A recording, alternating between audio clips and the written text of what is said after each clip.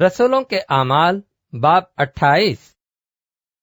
जब हम पहुंच गए तो जाना कि इस टापू का नाम मिलिते है, और उन अजनबियों ने हम पर खास मेहरबानी की, क्योंकि मेह की झड़ी और जाड़े के सबब से उन्होंने आग जलाकर हम सब की खातिर की। जब पौलुस ने लकड़ियों का गट्ठा जमा करके आग में डाला तो एक सांप गर्मी पाकर निकला और उसके हाथ पर लिपट गया।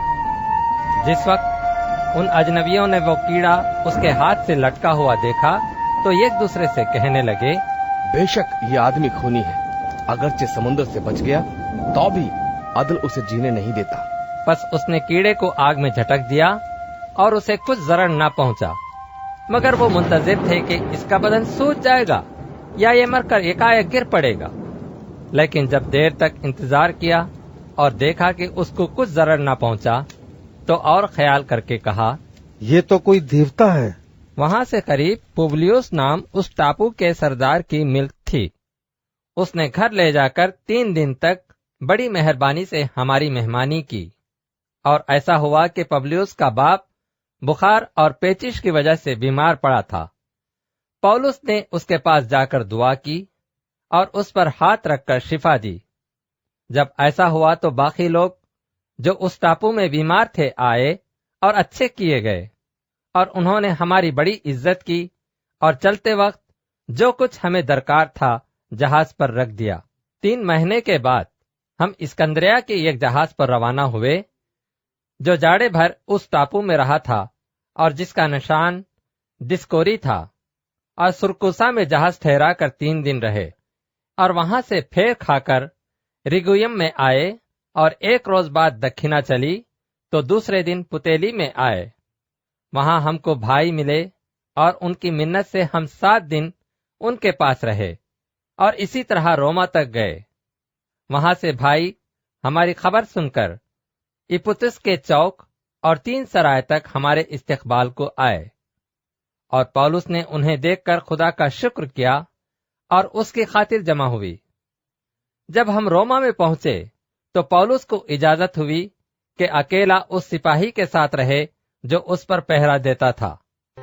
3 रोज के बाद ऐसा हुआ कि उसने यहूदियों के रईसों को बुलवाया, और जब जमा हो गए तो उनसे कहा, अरे भाइयों, हर चंद मैंने उम्मत के और बाप दादा की रस्मों के खिलाफ कुछ नहीं किया, तो भी यरूशलेम से कैदी होकर रोमियों के हाथ हवाले किया गया।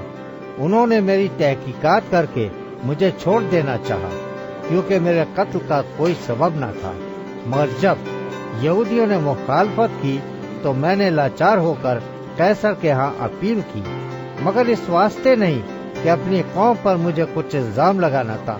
बस इसलिए मैंने तुम्हें बुलाया है कि तुमसे मिलूं और गुफ्तगू करूं, क्योंकि इस्राएल की उम्मीद की सबब से मैं इस जंजीर से जकड़ा हुआ हूँ।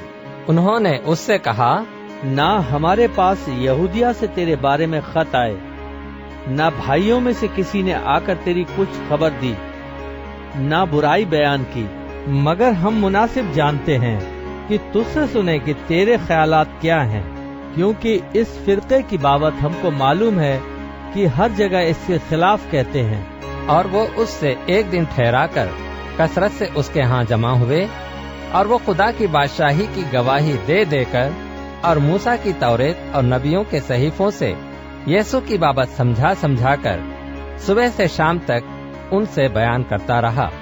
और बाज ने उसकी बातों को मान लिया और बाज ने ना माना। जब आपस में मुत्तफिक ना हुए तो पौलुस के इस एक बात के कहने पर रुखसत हुए। रूह कुद्स ने यशायाह नबी की मार्फत तुम्हारे बाप दादा से खूब कहा कि इस उम्मत के पास जाकर कहे कि तुम कानों से सुनोगे और हरगिज न समझोगे, और आंखों से देखोगे और हरगिज मालूम न करोगे, क्योंकि इस उम्मत के दिल पर चर्बी छा गई है, और वो कानों से ऊंचा सुनते हैं और उन्होंने अपनी आंखें बंद कर ली हैं। कहीं ऐसा न हो कि आंखों से मालूम करें और कानों से सुने और दिल से समझे और रुजू लाएं और मैं उन्हें शिफा बख्शूं। बस तुमको मालूम हो कि खुदा की इस नजात का पैगाम गैर कौमों के पास भेजा गया है, और वो उसे सुन भी लेंगी। जब उसने ये कहा तो यहूदी आपस में बहुत बहस करते चले गए, और वो पूरे 2 बरस अपने किराए के घर में रहा, और जो उसके पास आते थे उन सब से मिलता रहा, और कमाल दिलेरी से बगैर रोक टोक के खुदा की बादशाही की मनादी करता, और वो खुदावंद यीशु मसीह की बातें सिखाता रहा।